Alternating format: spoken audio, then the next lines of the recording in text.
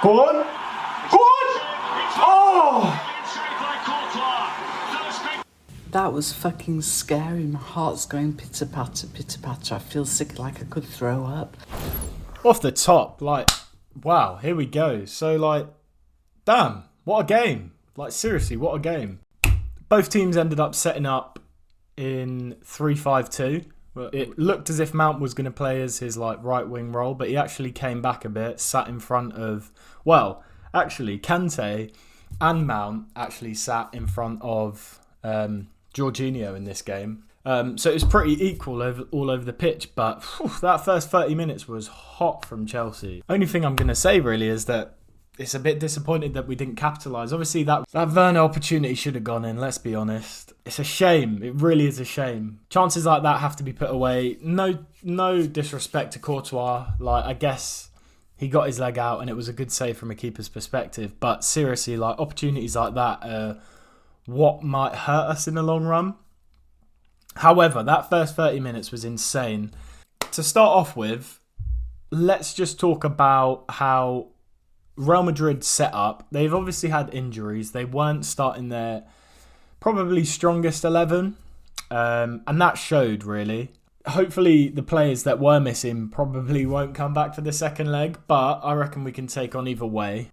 Yeah, it's set up where the back three didn't look confident at all. Obviously, Varane in the middle. Nacho just did not look settled. So Kroos was dropping back. Modric was pushing out on the left or on the right even. And with Kroos dropping back, there was just nothing in midfield that seemed to be working. So there was a little space just between the lines that like Mount was operating in and cutting off passes to Modric. But Kante just occupied this whole... If you, like, we'll bring up his heat map now. Like, look at this heat map. It's absolutely ridiculous. He was so far up the pitch where he's obviously in this defensive role, but hats off to Sarri, who brought him out of this where people were saying he should just be sitting in front of the back four. And even I thought that. Because I don't feel like he's that confident on the ball. And like I was a bit worried before this game. But oh my God, did he prove us wrong. He was everywhere. Like, look at this. He has no right being that far up the pitch in the two quarters. You can see him there defensively, like he was helping out Alonso in that right back position. Like, it's ridiculous how much ground he covered. So, hats off to N'Golo Kante. I don't know how SofaScore have given him a 6.7 because 17 ground duels, 8-1, 4 aerial duels, 1-1, possession lost. I mean, it was a phenomenal performance from N'Golo, the World Cup winner. And hopefully he can get his hands on a Champions League trophy because that performance was deserved of one. In terms of everyone else throughout the pitch, obviously, like I say, you can see Nacho there had a pretty poor game. I don't think the back three worked for Real Madrid. Obviously, I feel like Zidane was just trying to counter the play that, like, tactically counter Tuchel. But I don't think it worked very well. Nacho and Marcelo just didn't appear once in the game, and it was as if they were dragging them through the game until Marcelo got subbed off. I feel like he was just a dead weight throughout the whole game. He was offering nothing. So obviously Kroos was dropping back into that space just between Varane and where Nacho should be, and so Nacho was pushing out wide and becoming the left wing back, and Marcelo was dropping in field in the centre, but Marcelo was offering nothing going forward or coming back. Nacho was just, like, as you can see there, the rating doesn't really... I don't know if this SofaScore really rated wisely, but playing nothing. And Kroos was then suppressed, and you weren't able to get the best out of him. Another thing that was done quite well was that where we thought it would be a front three, it was actually a front two for Chelsea. So Mount was actually playing quite up, but actually cutting off the passing to Modric, meaning the middle three were like I say, suppressed throughout the whole first half. It was only until Zidane then made the substitution and turned to a back four where they started playing more fluidly, but I still think it was really well played by both teams. However, Chelsea definitely had the upper hand throughout, looked so confident away from home.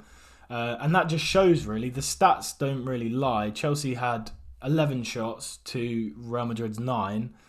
But Chelsea had 5 shots on target to Real Madrid's 1. In the first half, let's actually look.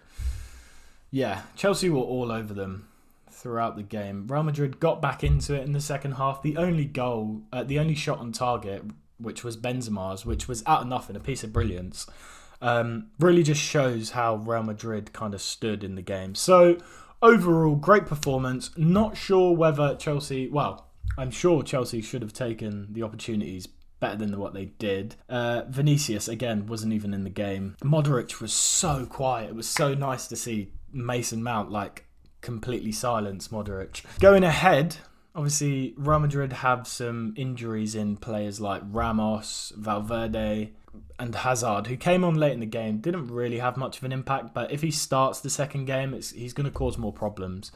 As well as Ramos. I know he's getting old, but he's definitely a bit of character in the team, and we wouldn't like to see him back because, then it would be a bit more hard work. However, going into the second leg, going back home, it's a bit of a fortress. Obviously, West Brom was a one-off, but there was a red card there. It's going to be a good game. It really is. The question is how Tuchel is going to go into the second game. I really liked when he made his substitutions. The 3 players that came on really made an impact. When they came on, Real Madrid were on the back foot again, and it was really nice to see because I didn't know how that was going to impact the game. But yeah, Reece James came on, looked confident. Havertz and Ziyech were running the front two quite well, I thought. So overall, a very good game. I'm impressed with how Chelsea played, and just look at our man of the match after the game. He doesn't have a bead of sweat on him. He's just ran 90 minutes against Real Madrid and he looks like he's getting ready for work. It's absolutely unbelievable how this guy is still such a powerhouse at 30 years old. But yeah, good game overall. Looking forward to the second leg. My prediction was correct, 1-1. Not that I wanted it to be 1-1. Not that I wanted it to be 1-1 by the final whistle, but it happens. I saw Chelsea going into the game. Probably, I would say anyone going into a game against Real Madrid will probably be nervous. Not that they probably get nervous, but apprehensive. So to see them start so well was really nice. But Real Madrid slowly got into the game and it became more equal. So it really is going to be an interesting second leg. Obviously, Chelsea are known for their defensive record. But as you can see, Benzema, who only needed one small chance, and their one shot on target they scored. So obviously that was at home. We've got the away advantage with the goal. So bringing it back to Stamford Bridge, we're really hoping for a 1-0, a classic 1-0 from Chelsea. But we'll see how we go. It's going to be interesting. Real Madrid are probably going to have a few players back next. But I think we'll also have Kovacic back. So going to be very interesting. I hope you've enjoyed. I hope you've enjoyed the regular content at the moment, the football content. The Glory Days podcast is in full swing at the moment. And yeah, really enjoying uploading on the channel. So if you haven't already, hit subscribe. Upload a lot of Chelsea videos, a lot of fitness, a lot of... there's a lot of everything going on at the moment. It's coming to the end of April, so the year-long challenge. If you're interested in that, I'll leave a link in the description to some of the videos I've been doing throughout the year, if you haven't subscribed already. And yeah, hope you've enjoyed, and I will catch you guys later.